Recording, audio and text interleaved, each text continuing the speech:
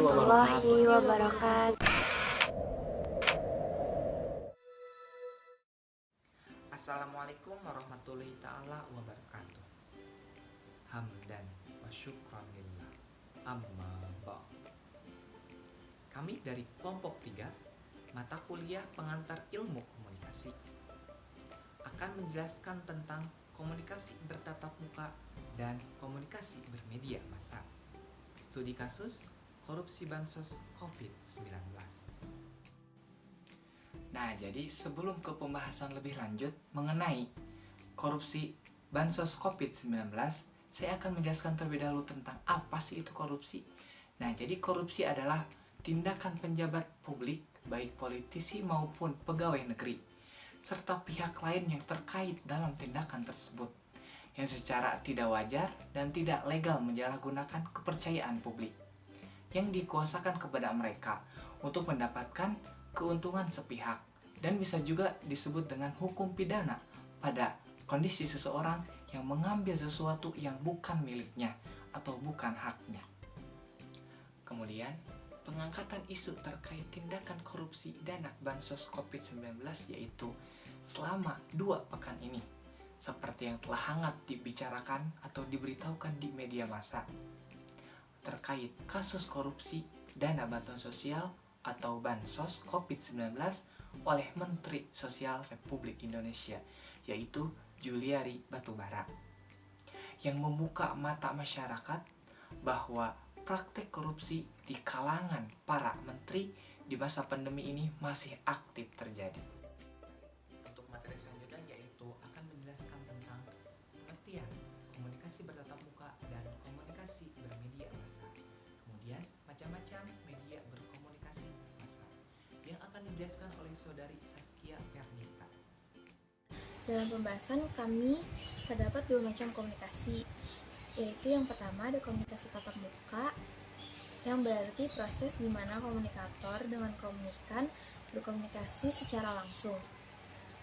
Nah, komunikasi tatap muka ini yang seharusnya terjadi dan mudah dipahami oleh pelajar ataupun mahasiswa bahkan masyarakat luas. Namun, akibat dari penyebaran virus COVID-19, berkomunikasi tatap muka terbatasi oleh ruang dan waktu.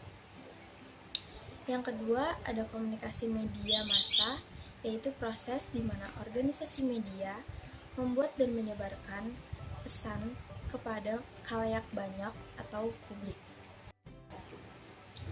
Adapun macam-macam media berkomunikasi. Yang pertama, ada media massa cetak, yaitu koran atau surat kabar, majalah, tabloid, dan lain sebagainya. Lalu yang kedua, ada media massa elektronik, yaitu televisi atau TV, radio, smartphone, dan internet. Dalam segala hal pasti akan ada kekurangan dan kelebihan.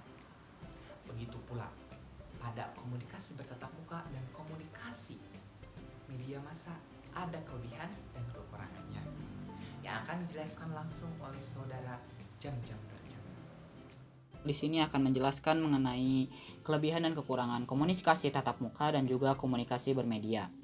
Untuk yang pertama ada kelebihan dan kekurangan dari komunikasi tatap muka. Yang pertama ada kelebihannya adalah membantu mengembangkan kecerdasan emosional serta pembentukan sikap dan juga karakter kita. Untuk yang kelemahannya, ketidakefisienan waktu dan juga komunikator dan komunikan harus berada pada satu tempat dan melakukan komunikasi, juga menghabiskan waktu bersama di suatu tempat yang sama. Yang kedua ada kelebihan dan kekurangan komunikasi bermedia. Yang pertama, kelebihan komunikasi bermedia massa itu ada 2. Yang pertama, biasanya dikelola oleh suatu organisasi yang sangat kompleks dan juga formal. Untuk yang kedua, media massa selalu diarahkan kepada halayak luas karena bersifat publik atau umum. Jadi isi media massa itu terbuka bagi siapapun. Untuk kekurangan dari media massa dalam sistem komunikasinya, umpan baliknya tuh terjadi secara tertunda atau delay dan tidak secara langsung. Untuk yang kedua, kekurangannya adalah arus komunikasi dalam sistem komunikasi massa berlangsung secara satu arah. Untuk penjelasan selanjutnya yaitu mengenai peran komunikasi bertatap muka dan komunikasi bermedia massa. Mengenai studi kasus korupsi Bansos COVID-19 yang akan dijelaskan oleh Saudari Safa Kaula. Dari penjelasan oleh teman-teman, apa sih peran komunikasi tatap muka dan bermedia dalam kasus korupsi dana Bansos COVID-19? Jadi, pada masa pandemi COVID-19 ini, bermedia itu sangat berperan penting untuk menyampaikan segala informasi.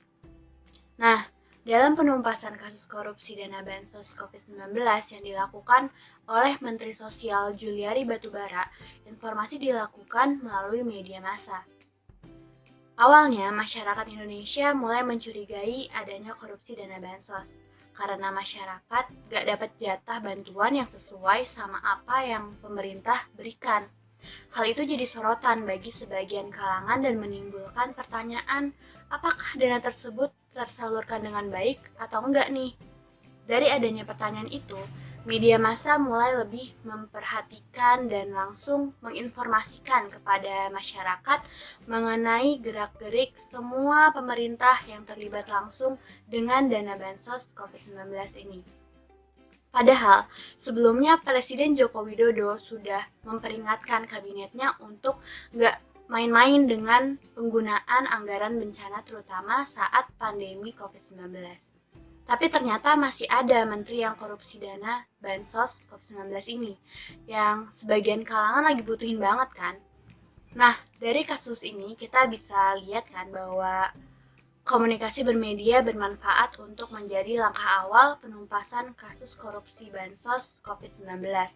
Karena melalui informasi yang ada di media massa, mata masyarakat semakin terbuka lebar mengenai adanya kejanggalan dana Bansos COVID-19. Dan karena adanya hal ini KPK semakin sigap menyelidiki semua orang yang terlibat dan akhirnya membuahkan hasil dengan tertangkapnya 5 tersangka korupsi dana Bansos. Komunikasi tatap muka juga tentu saja dilakukan walau tetap mengikuti protokol kesehatan.